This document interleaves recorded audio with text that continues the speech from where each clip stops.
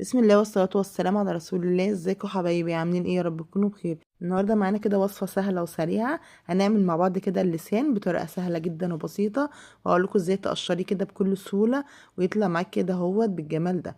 اهم حاجة بقى كده نبدأ بسم الله ونصلي على رسول الله. اللهم صل وسلم على سيدنا محمد وعلى اله واصحابه اجمعين. يا ريت الفيديو دوت لو عجبكم ما تبخلوش عليا برايك، ولو انت لسه اول مرة تشوفي قناتي يا ريت تشتركي في القناة عشان يوصلك مني كل جديد. اول حاجه كده معايا اللسان بتاع الجاموسه. مسكته كده غسلته كده كويس وحطيته كده في ميه كده هوت، يعني كاننا بنسلق لحمه عادي. وحطيت كده بصل وطماطم وورق لوري، ولو طلع اي ريم كده هوت هنتخلص منه كده بكل سهوله. هسلقه كأنه كده ايه، بسلق كده هوت لحمة عادي، بس مش هنحطه بقى ملح دلوقتي. لما بلاقيه خلاص كده استوى معايا ببدأ بقى ان انا إيه اطلعه، عشان خاطر الجلدة البيضة دي لازم نتخلص منها تماما. بصوا طلعته كده وهو لسه سخن، يعني ايه، على قد ما تقدري كده تتحملي تمسكيه وهو سخن كده هوت. هتشيلي منه القشرة دي لانها ما بتتاكلش خالص وما ينفعش تسيبيها فيه.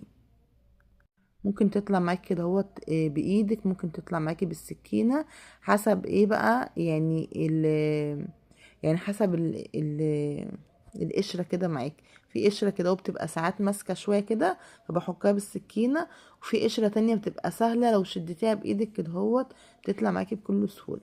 فزي ما انتوا شايفين كده هوت هتشيلي القشرة دي كده كلها، ولو في حتت كده هوت جامدة معاكي مش عايز تطلع بايدك، بالسكينة كده هوت تقدري تشيليها بكل سهولة. هنضفه بقى كله كده بالشكل ده، بس حاولي تنضفيه وهو سخن، يعني ايه على قد ما تقدري كده تمسكيه عشان القشرة دي ما تلزقش فيه. اهو زي ما انتوا شايفين كده اهو بيطلع معايا بكل سهولة. ولو في حاجة كده اهوت يعني لازقة شوية ممكن بسكينة كده بتخلص منها خالص. اكمله بقى كده اهوت وارجع لكم بقى تاني.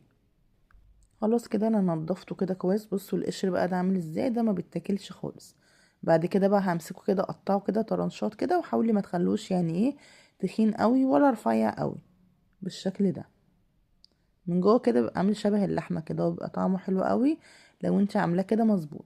انا بقى عشان اديله طعم كمان اكتر، إيه، بعد ما بقشره بالشكل ده وبقطعه بحطه ياخد غلوه تاني كده في الشوربه، وبزوده بقى الملح بتاعه كدهوت عشان اللحم بتاعه نفسه يتطعم. اهو بصوا لحمه بقى لونه ابيض وجميل ازاي. والشوربه معايا هنا برضو رايقه ونضيفه وما فيهاش اي حاجه، فبكمل فيها تسويه عادي. لما ياخد بقى تسويته كده والملح بتاعه ويبقى تمام، هاخده بقى كده اطلعه من الشوربه. وبعد كده ايه هنشوف هنعمل فيه ايه. بعد ما بطلعه بقى من الشوربه كده وبصفيه كويس كده اهوت، وبروح بقى كده على البوتاجاز بحط طاسه كده وفيها معلقتين كده من الزيت، وببدا كده احطه، ما بياخدش وقت خالص، بيتحمر كده على الجنبين. وبعد كده بنرش عليه بقى كده شويه ايه فلفل اسمر وملح، شويه توابل كده، هو بيبقى جميل جدا. تقدري تعمليه جنب طبق مكرونه او طبق بطاطس محمره، بجد يعني ايه حاجه كده سهله وبسيطه. او ممكن تعملي جنب برضو رز وخضار عادي، يعني مش هيقول لا. يعني ممكن تعمليه كده معاملة اللحمة. بصوا زي ما انتم شايفين كده اخد لون بسرعة كده، بقلبه على طول على الجنب التاني ما بياخدش وقت. لو انتوا بقى عايزين بقى اعمله لكم بطريقة تانية طاجن او كده هو تكتبوا لي في الكومنتات، بس بصراحة اليوم ده كنت مستعجلة وعملت كده ايه اكلة المستعجلين. خلاص كده هوت هبدأ ارش بقى عليه شوية توابل كده هوت، إيه شوية ملح، يعني ايه البهارات بقى اللي انت بتحبي تحطيها، وزينته كده بشوية كده من الخضرة. وبجد كانت أكلة حلوة جدا.